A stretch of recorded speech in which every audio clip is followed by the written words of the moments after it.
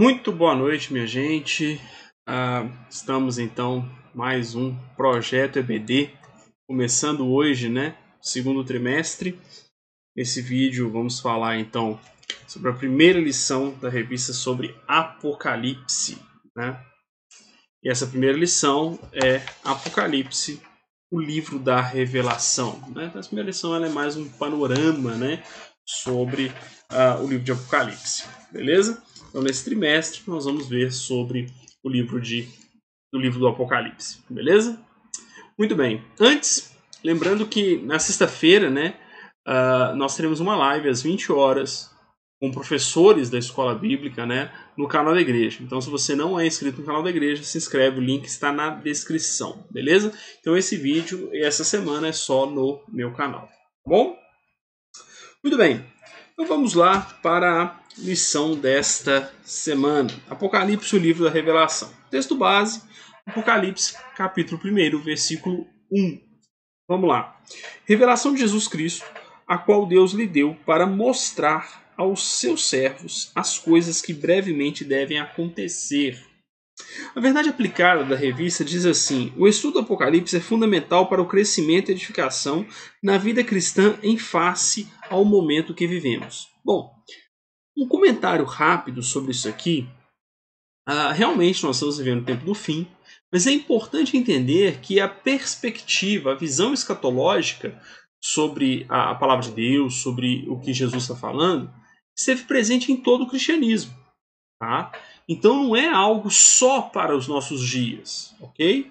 Perceba que quando você lê as cartas de Paulo, Paulo esperava ver o arrebatamento. Paulo esperava ver a volta de Cristo. João esperava ver a volta de Cristo. Pedro esperava ver a volta de Cristo. Então, assim, a perspectiva, né, da vitória final da igreja e o encontro da igreja com o Senhor Jesus e a vida eterna é essencial ao cristianismo. Tá? É fundamental ao cristianismo. Né? Eu até falava na escola bíblica dominical na última semana, se não me engano, dizendo o seguinte: olha, se você perder de vista essa dimensão escatológica do cristianismo, você não está vivendo um cristianismo verdadeiro. Tá? É claro que assim, talvez como eu, você não estude academicamente o livro de Apocalipse, ou seja, não se aprofunde nessas profecias. Mas o básico sobre a volta de Jesus, sobre as profecias dos últimos dias, você tem que saber. Tá? Senão você não está vendo o cristianismo. Se o seu cristianismo não é um cristianismo que anseia pela volta de Cristo, você não está vivendo o cristianismo bíblico. Ok? Então isso é necessário ser dito já de cara. Muito bem.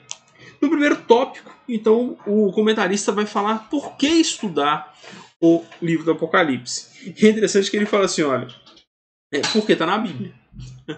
Né? Ou seja, Deus deixou o livro de Apocalipse para ser lido. Se ele está lá, é para ser lido, é para ser estudado, é para ser compreendido. Tá? Não tem jeito. Beleza? Ele até usa o texto, né, em 2 Timóteo 3,16, que diz: toda escritura deve ser lida e crida, né? Porque toda escritura divinamente inspirada, toda escritura é divinamente inspirada e serve para redarguir, para corrigir, para exortar, redarguir, né? Então, ali faz parte do ensino do Senhor, é uma doutrina, ok? E aí, primeiramente, ele coloca o seguinte, depois de dizer, né, olha, está na escritura, então deve ser lido e estudado. Ele vai dizer, olha, primeiro motivo, né, além de estar na Bíblia, é uma prevenção contra seitas e heresias. Né? Ou seja, entender a perspectiva escatológica na visão do comentarista nos blinda, né, de alguma maneira, para que a gente não dê ouvidos às seitas. Tem muito ensino errado sobre milênios, sobre um monte de coisa. Em alguns momentos, esses ensinos podem interferir na salvação, né, em doutrinas centrais. É importante entender que, de fato, a escatologia ela tem muitas divergências. Tá? Nós, assembleianos, entendemos de uma maneira, nossos irmãos presbiterianos, batistas, entendem de outra maneira. E assim, são entendimentos que podem conviver. Tá? Não são entendimentos que trazem algum tipo de heresia, mas se nós entendermos a escatologia em determinado viés, e tem alguns que entendem assim, entra sim na questão na questão de salvação. Tá? Como datações, ausência de arrebatamento, ausência da volta de Jesus. Então isso entra assim numa perspectiva escatológica e se torna uma heresia. Tá? Então essa é a preocupação do autor, né? Ele usa a seguinte expressão: aprender sobre a doutrina das últimas coisas é uma prevenção fundamental para a Igreja de Cristo. E principalmente, eu acho, aqui eu estou acrescentando, eu acho que o ensino escatológico é necessário para que a gente não perca de vista essa perspectiva, essa dimensão escatológica, ou seja, a volta de Cristo, essa esperança, esse desejo. Portanto, eu entendo que, mais que prevenir contra heresias, seitas, seja lá o que for, é necessário que nós estejamos firmados nessa esperança da volta de Jesus. Tá? Então, o estudo escatológico vai trazer isso para nós. No 1.2, ele vai falar sobre o chamado à santificação, né? Dizendo o seguinte: olha, a santidade é o estilo de vida do verdadeiro cristão. Né? E no final do livro de Apocalipse há um importante alerta de Cristo à sua noiva para que permaneça em santidade. Ou seja, entender a escatologia, estudar a escatologia, traz à nossa mente a urgência da santidade, a urgência de nos santificarmos, pois Cristo está voltando. Não que a vida do cristão deva ser uma barganha para ir para o céu, de maneira alguma. Mas, de alguma maneira, em certa medida, entender a escatologia nos faz desejar mais a santidade, porque entendemos que Jesus está às portas. Né? E faz com que amemos mais ao Senhor, né? Que a gente queira se aproximar mais, e a aproximação é só pela santidade. Tá? Sem santidade ninguém verá a Deus. Muito bem. No 1.3, ele vai falar que é uma exortação à evangelização. Né? Claro que, assim, de novo, existem perspectivas diferentes e, obviamente, vai tratar a questão da evangelização em outra chave. Mas nós entendemos que é necessário anunciar, tá? E as pessoas precisam aceitar a mensagem da cruz, né? A mensagem bíblica. E quando nós entendemos que Jesus está às portas, esse anúncio do evangelho para que os salvos se completem, né? Que o número de salvos se complete, né?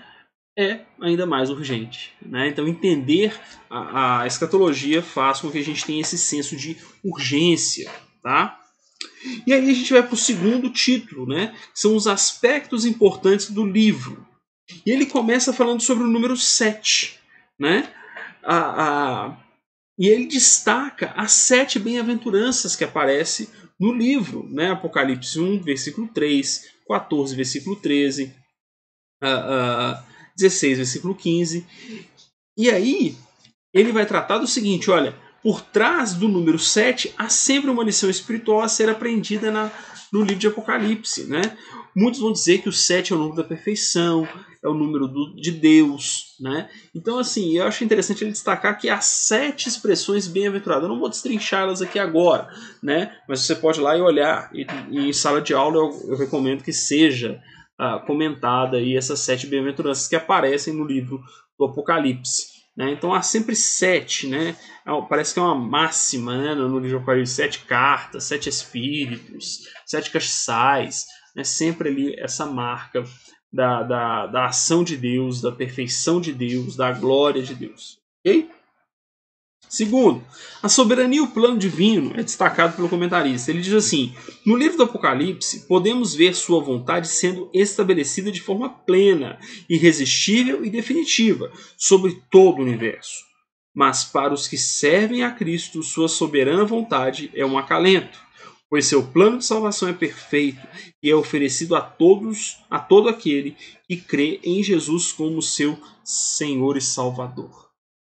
Veja bem, é interessante que ele coloca assim: Deus estabelece a sua soberania, a soberania de Deus ela é vista no livro de Apocalipse, mas para o salvo é bênção, né? Mas para aquele que rejeita o Senhor Jesus é condenação. Né? Então a soberania de Deus ela descansa o salvo. Né? Sabemos que estamos na mão de um Deus todo-poderoso, mas também amoroso, né? E que por aceitarmos o seu perdão, aceitarmos a sua graça, a sua misericórdia, reconhecendo que somos pecadores, ele então nos aceita. Né? E então a soberania dele passa a ser não uma ameaça, mas na verdade a nossa redenção. Ok? 2.3. Os perigos ao lidar com o livro do Apocalipse. Ele diz assim: ao estudarmos o livro do Apocalipse, é preciso ter em mente que, para entender sua mensagem, é necessário fazer uma conexão com outros livros e passagens bíblicas. Este método de estudo é lento, contínuo e trabalhoso. Mas é desta forma que se evita interpretações particulares e errôneas da palavra de Deus. É preciso também humildade em reconhecer que não sabemos tudo. Há coisas que Deus simplesmente não quis revelar. Então, assim, você não tem que ir para o livro de Apocalipse com essa ansiedade de entender tudo, tá? Mas é entender o básico para você começar a estudar o Apocalipse, é entender que é preciso fazer relações com o resto das escrituras. Senão você não vai entender nada. Né? Então tem que ter uma relação. Ele cita aqui o livro de Daniel, né, que você precisa relacionar realmente. Alguns teólogos falam que Daniel é o Apocalipse do Antigo Testamento. Então é necessário isso. E principalmente a humildade. De reconhecer que nem tudo a gente vai saber. Nem tudo está revelado nas Escrituras ali acerca das coisas vindouras. Tá? Mas aquilo que está revelado a gente tem que entender. Muito bem. Terceiro. E aqui no terceiro ele vai dar a visão, efetivamente uma visão panorâmica. Né? Os dois primeiros tópicos ele trata de alguns assuntos introdutórios, né, que são necessários ao estudo, e agora ele vai dar de fato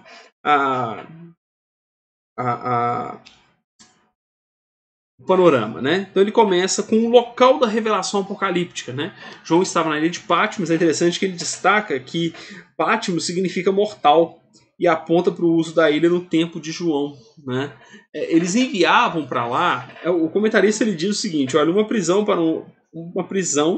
para onde presos de alta periculosidade eram levados. Essa era a justificativa, mas na verdade Patmos se mandava para lá presos que incomodavam os poderosos, tá? Que incomodavam ali a estrutura social da época. Tá? Quem leu ou assistiu o filme O Conde de Monte Cristo, ou leu ou assistiu O Homem da Máscara de Ferro, viu lá o Castelo d'If. O Castelo d'If era também uma prisão assim na França. Né? Enviava para lá pessoas que incomodavam não a burguesia, né? a corte, né? Incomodavam ali os poderosos, aí mandava para lá para ficar exilado. Né? Era uma prisão que funcionava como um exílio. Patmos era a mesma coisa. Tá? Não era só criminosos de alta periculosidade. Senão João não estava lá. João nunca tentou matar ninguém. Né? O problema de João é porque ele pregava o evangelho. Tá? Então foi nesse contexto. João estava preso. Segundo, ele vai falar que a sua mensagem ela é abrangente. Né? E ele faz aqui o seguinte, olha, ele vai traçar ali, né, um geral do Novo Testamento. Falando o seguinte, olha, os evangelhos são basicamente uma mensagem para o pecador, né, uma biografia de Jesus para a salvação. As epístolas são mensagens doutrinárias para as igrejas. Mas o Apocalipse ele já possui uma mensagem global, para todos. Né? E ele vai dizer o seguinte, olha, temos no Apocalipse uma mensagem tríplice. Deus tem uma palavra para Israel, para os gentios e para a igreja. E no comentário da revista de Professor diz assim: para o mundo a mensagem é urgente e terrível, pois o dia do Senhor se aproxima, onde Deus vai tratar com a humanidade segundo as suas obras. Mas para o salvo é a redenção, é a vida eterna. 3.3. O tema central do Apocalipse. O tema central do Apocalipse é Jesus. Né? O primeiro versículo já fala revelação de Jesus. Né? Olha só, vamos lá, vamos voltar aqui no texto áudio, né? O texto base. Olha só, revelação de Jesus Cristo, o qual Deus lhe deu para mostrar aos seus servos as coisas que brevemente devem acontecer. É uma revelação do Senhor Jesus. E o comentarista diz assim, o tema do Apocalipse é a iminente vinda do Rei dos Reis, o desejado das nações e o cabeça da igreja. Ou seja, mais que profecias, simbolismos, o livro de Apocalipse ele traz as revelações sobre a volta do Senhor Jesus e a igreja indo à eternidade com o seu Salvador. Amém?